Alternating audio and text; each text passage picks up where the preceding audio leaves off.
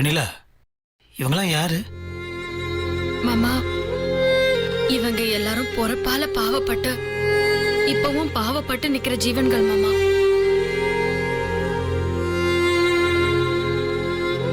நீ உடம்புக்கு முடியாம ஆஸ்பத்திரியில படுத்துட்டு இருந்தப்போ பஞ்சாயத்து அது இதுன்னு ஏகப்பட்ட பிரச்சனை.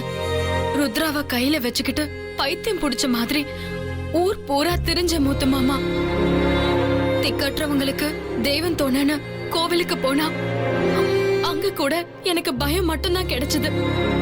அங்க இருந்து திரும்பி வர வழியில தான் இவங்களை நான் பார்த்தேன் மாமா.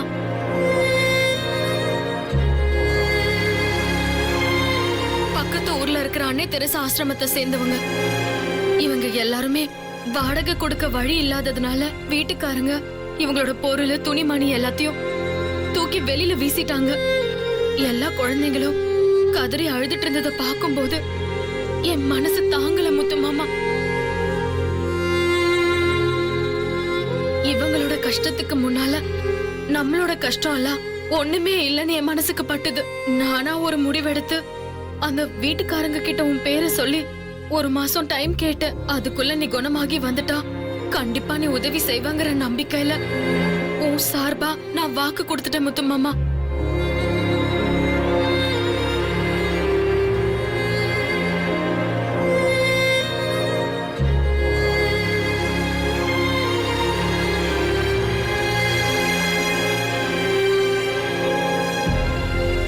உன் பேரு கேட்டதுமே அந்த வீட்டு ஓனரு இவங்கள மறுபடியும் தங்க வைக்க சம்மதிச்சிட்டாரு.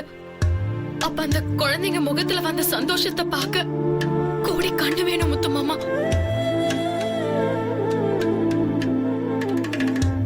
இப்போ உன் பிறந்த நாள்ல நீ இவங்களுக்கு உன்னால முடிஞ்ச உதவியை செஞ்சா அதை விட பெரிய புண்ணியம் எதுவும் இல்லனா நான் இவங்கள வர சொன்னேன் முத்து மாமா. முத்தரசண்ணா, முத்தரசண்ணா, சொல்லுமா. நான் உங்க முகத்தை தொட்டு பார்க்கட்டுமா?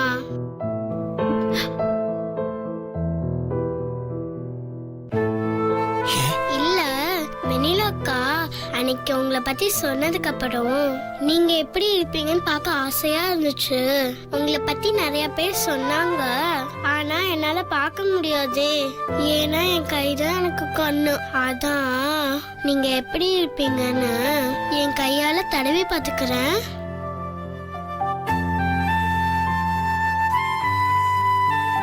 சரிம்மா.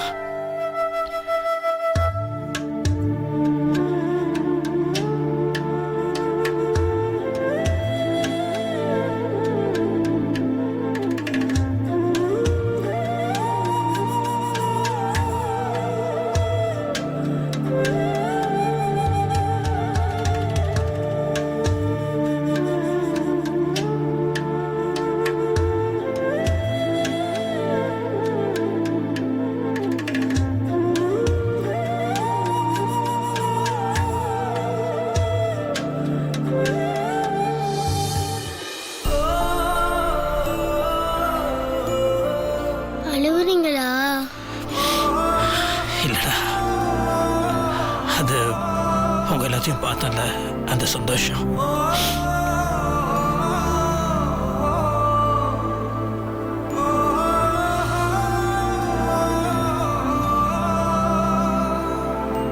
ஐயா, நாங்க இன்னும் 4 மாசத்துக்கு தாக்கு பிடிக்கணுங்க ஐயா. வெளியில எல்லாம் நிறைய இடத்துல உதவி கேட்டிருக்கோம் ஐயா. ஏதாவது நன்கொடை வந்துடும், அது வரைக்கும் சமாளிச்சா போதுங்க ஐயா. சின்ன வயசுல இருந்தே இந்த குழந்தைங்க ஒன்னோட ஒண்ணு பழகி இருக்கு. ஆளுக்கு ஒரு திசையில இதுங்களை பிரிச்சு போட்டா பெரிய பாவம். ஏற்கனவே எந்த உறவும் இல்லாம ஆதரவு இல்லாம ஒன்னா சேர்ந்து வாழ்ந்துகிட்டு இருக்காங்க. இப்படி இருக்கிற இவங்கள தனித்தனியா பிரிச்சு வேற வேற ஆசிரமங்கள்ல சேர்க்க வேண்டிய நிலைமை வந்துடும். அதை நினைச்சாதாங்க என் மனசுக்கு கஷ்டமா இருக்கு.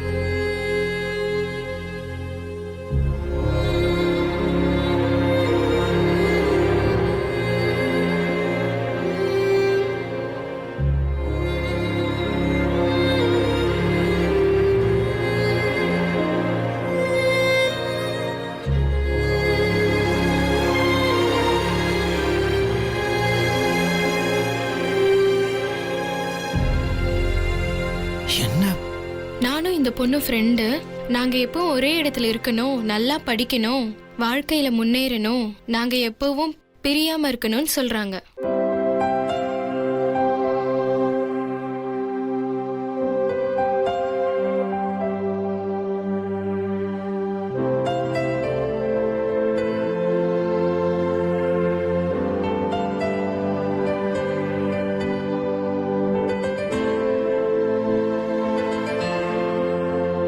எங்களுக்கு ஒரு நாளைக்கு ஒருவேளை தான் சாப்பிடுறதுக்கு சாப்பாடு கிடைக்குது. அதுக்கே ஐயா பல பேர்கிட்ட கையேந்தி நிக்கிறாரு. நாம அவரை கஷ்டப்படுத்துறோமோன்னு மனசுக்கு ரொம்ப கஷ்டமா இருக்கு. என்ன பண்றது, எங்களால உடனே எதுவும் பண்ண முடியாதே அப்படின்னு சொல்றாங்க ஐயா.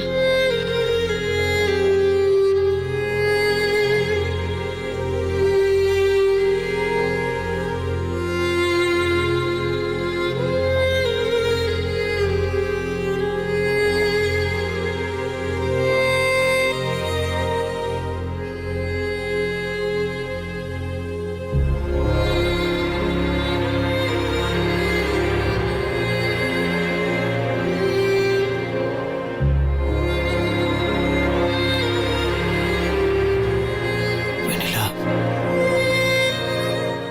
என்ன சொல்றதுன்னு தெரியல. ரொம்ப சந்தோஷமா இருக்கு. எனக்கு எத்தனையோ பிறந்தநாள் வந்திருக்கு. ஆனா இந்த பிறந்தநாள் ஒரு அர்த்தமுள்ள பிறந்தநாளா அமைஞ்சிருச்சு.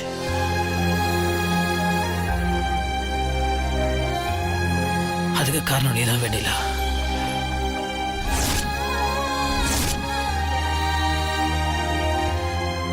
நீ எவ்வளவு பெரிய காரியம் பண்ணுவேன்னு எதிர்பார்க்கவே இல்லை. இதோட ஒரு பெரிய கிஃப்ட், ஒரு பரிசு யாருனாலும் கொடுக்க முடியாது.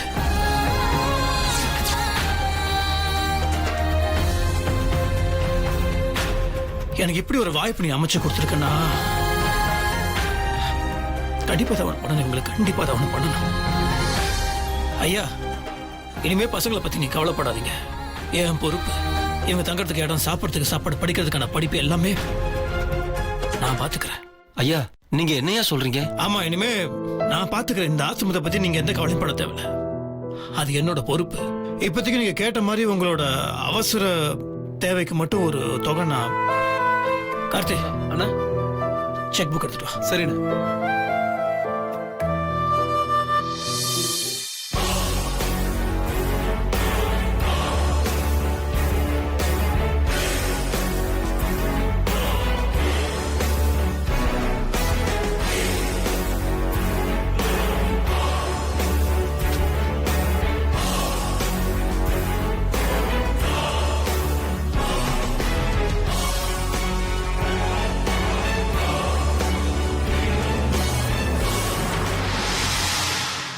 ஐயா, இந்தாங்க. ரொம்ப சந்தோஷங்க ஐயா. 5 லட்சம் ரூபாய் பெரிய தொகைங்க ஐயா. ரொம்ப நன்றிங்க ஐயா. நீங்க செஞ்ச இந்த உதவியை என்னைக்கும் நாங்க மறக்க மாட்டோங்க ஐயா. ஐயா, அதெல்லாம் ஒண்ணும் இல்லை. கண்ணுங்களா, எல்லாரும் ஐயாவை கும்பிட்டுக்கங்க. ஆ, நீங்க காலத்துக்கும் கஷ்டப்படாம இருக்கிறதுக்கு ஒரு பெரிய தொகையை கொடுத்துருக்காங்க. அதெல்லாம் வேண்டாம். இத பாருங்க, எனக்கு யாரும் நன்றி எல்லாம் சொல்லக்கூடாது. அப்படி உங்களுக்கு நன்றி சொல்லணும்னு தோணுச்சுன்னா அக்கா, ஏன்னா இது எல்லாத்துக்கும் காரணம் வெண்ணிலா தான்.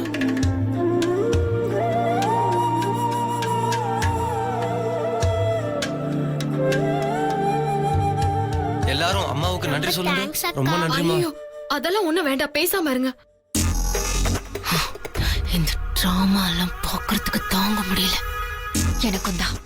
முத்தரசண்ணா, நான் உங்களுக்காக ஒரு பாட்டு பாடட்டுமா? நீங்க பாடுவீங்களா? ஆ. நீங்க பாடுங்க.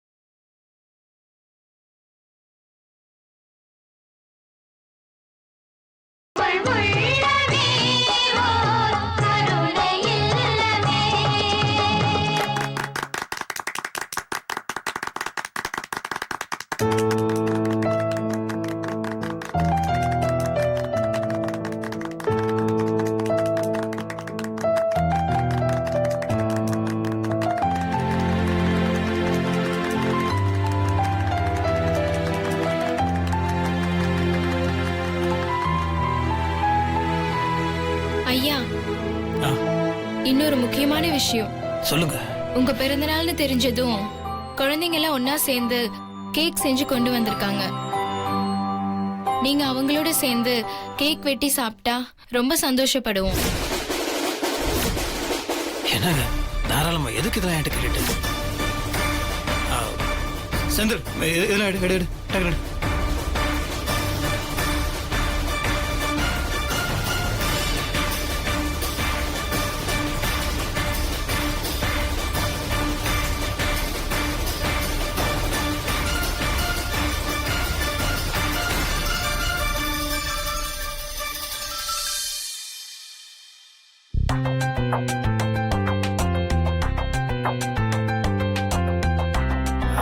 ருத்ரகுட்டி, இங்க வாங்க. செல்ல குட்டிங்களா, கேக் வெட்டிடலாமா?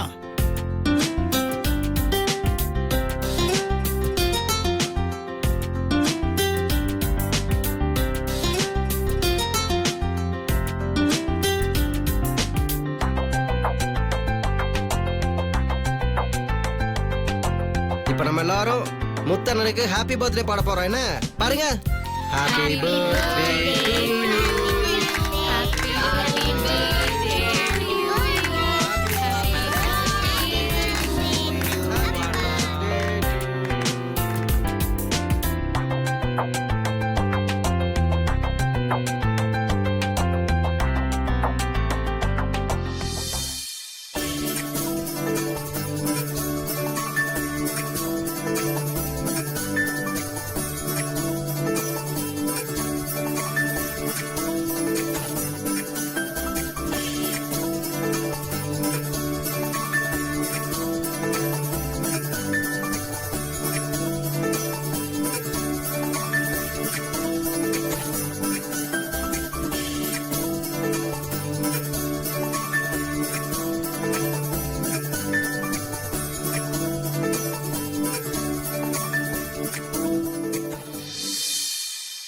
செல்லக்குட்டி, காட்டுங்க.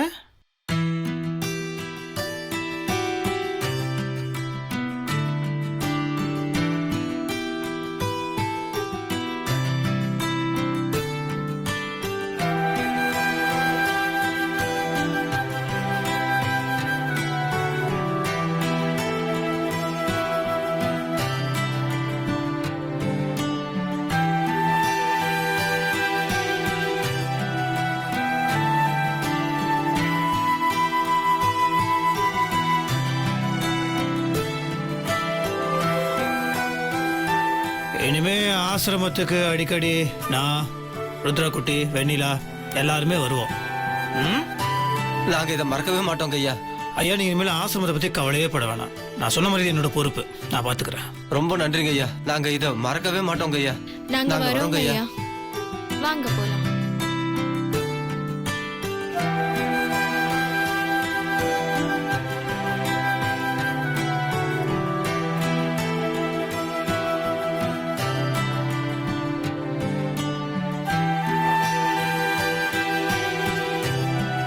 வெண்ணிலா, நிஜமாலுமே சொல்றேன், அடுத்தவங்களுக்கு உதவணுன்ற உன்னோட நல்ல மனசு யாருக்குமே வராது. ஏன் முத்து மாமா இப்படி எல்லாம் பேசுற? உண்மையிலேயே யாரு கஷ்டப்படுறாங்கன்னு கண்டுபிடிச்சி அவங்கள சரியான நேரத்துல சரியான இடத்துக்கு கொண்டு வந்திருக்க பாரு, பெரிய விஷயம். நிஜமாலுமே இந்த நாள் எனக்கு ரொம்ப மறக்க முடியாத ஒரு சந்தோஷமான நாள் அமைஞ்சிருச்சு. அதுக்கு காரணம் நீதான். வெண்ணிலா சித்தி எப்பவுமே கலக்கல் தம்பா. சிம்பிளா பண்ணி பெருசா அசத்திடுவாங்க. அவங்க சமையல் மாதிரியே. ஏய் வால, சும்மா இரு.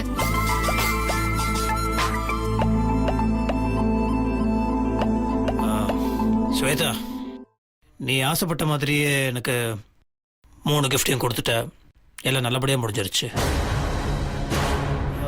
கேக் மட்டும் நீ வாங்கின கேக்கை கட் பண்ண முடியல, பாவம். பசங்க வாங்கிட்டு வந்த கேக்கை நான் கட் பண்ணிட்டேன். நீ ஒன்று பண்ணு, நீ வாங்கின கேக்கை நீ உன் கையாலே கட் பண்ணி எல்லாருக்கும் கொடுத்துரு. உனக்கு சந்தோஷம் தானே? சந்தோஷம் தான். சரி, நான் என் ரூமுக்கு போகிறேன். சூப்பர். சூப்பர் சித்தி கலக்கிட்ட.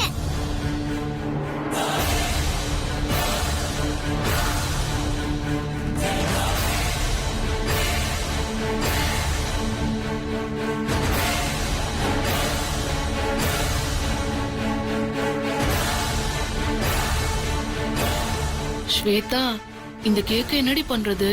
வெட்டி சாப்பிடலாமா?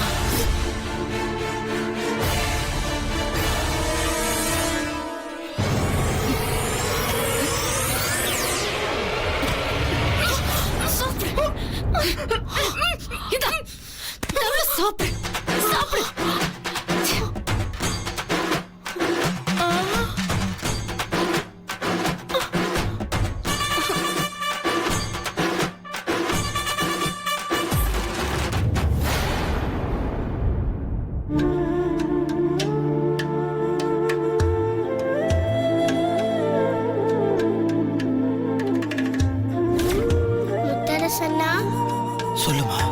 நான் உங்க முகத்தை தொட்டு பார்க்கட்டுமா?